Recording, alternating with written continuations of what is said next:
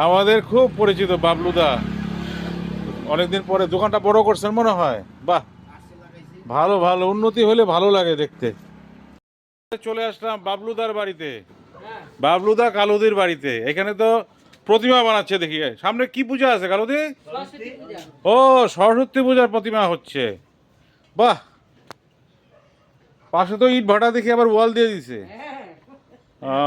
এই যে সরস্বতী প্রতিমা তৈরি করতেছে কালুদি। সব গুণের গুণী, সব পারে উনি।